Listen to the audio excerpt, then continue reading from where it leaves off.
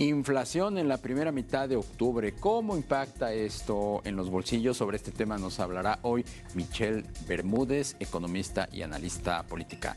Bienvenida, Michelle, ¿cómo estás? Buenas tardes. Hola Darío, buenas tardes, qué gusto saludarte a ti y a todo tu auditorio. Y sí, efectivamente, el tema que traemos hoy es la inflación que se reportó en octubre. Y pues bueno, el INEGI nos reportó a tasa anual una inflación de 4.69%. En los últimos meses habíamos visto un poco una inflación algo controlada, por decirlo así, y en este mes pues nos llevamos esta sorpresa de que de nuevo empezamos a ver una aceleración.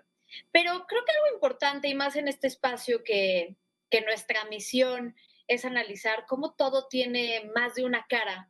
Estamos muy acostumbrados a escuchar de la inflación y pensar pues, en su impacto económico y toda esta dimensión de mercado, por así decirlo, la cual es sin duda alguna muy importante. Pero en esta ocasión me gustaría detenernos en la parte social. ¿Qué significa esta inflación, no? O sea, al final, por qué impacta? ¿Por qué nos debería de importar? Y lo cierto es que nadie puede escapar de ella. Estamos hablando de que lo que la inflación significa es el aumento de los precios de los bienes y servicios que consumimos de manera constante en un periodo de tiempo, ¿no? Entonces, insisto, hablamos de este 4.69%. Los precios están aumentando en ese porcentaje. Pero ¿qué pasa si lo desglosamos un poquito? Por ejemplo, el INEGI nos enseña que de los productos o los bienes más alzaron su precio, por así decirlo, está la electricidad. Estamos hablando de que en una variación quincenal, o sea, en esta primera quincena de octubre, la electricidad aumentó su precio en 18% y algunos otros productos, por ejemplo, la papaya, en 15%. Entonces, yo me pregunto, más bien le pregunto a la audiencia, ¿en qué podrías estar gastando ese dinero que hoy vas a tener que dedicar a lo que es necesario? Vaya, vas a consumir exactamente la misma cantidad de electricidad, pero vas a tener que pagar 18% más. ¿No? Vaya, hay estados, por ejemplo, en el que el precio de la papaya varía entre 20 y 40 pesos. ¿Qué significan esos 20 pesos? Y algo bien importante en esta dimensión social, no nada más es lo que los hogares están dejando de consumir, también es bien importante tomar en cuenta que vivimos en un país en el que 46 millones de personas, 46 millones, Darío, de mexicanos y mexicanas viven en condiciones de pobreza.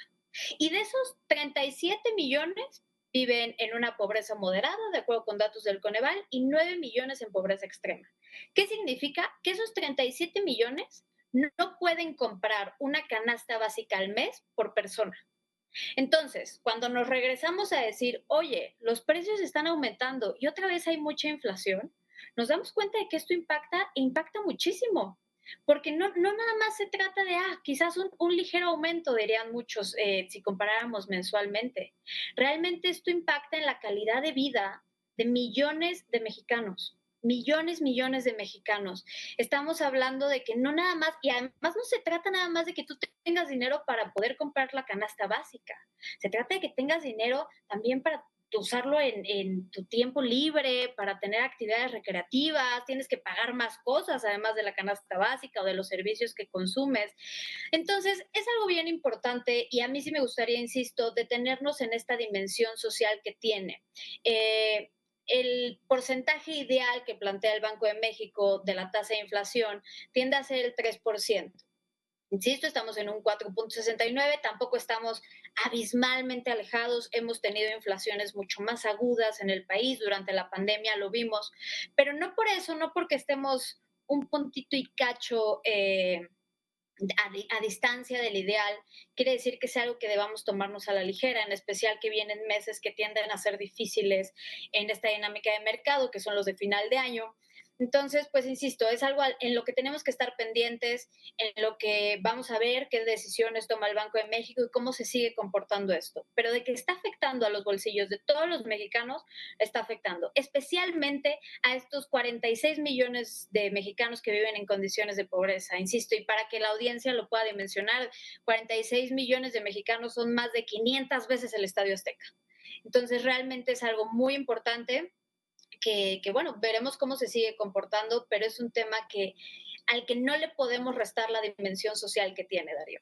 Por eso el gobierno de la 4T alista ya la segunda fase del PASIC, que es este programa de control de inflación y carestía que suscribió en julio del 2022 Andrés Manuel López Obrador y que en cosa de 15 días, quizás se habla que por ahí del 15 de noviembre la presidenta Claudia Sheinbaum va a firmar en una segunda fase. La intención es justo lo que decías hace un momento, hacer accesible al grueso de la población, sobre todo las clases más vulnerables, la canasta de productos básicos. Una canasta que hoy tiene un precio promedio de 1,032 pesos y que el objetivo de esta segunda fase es reducirlo a 1,000 pesos o menos, precisamente conteniendo el precio de los 24 productos que la integran. Pero efectivamente, Banco de México y el gobierno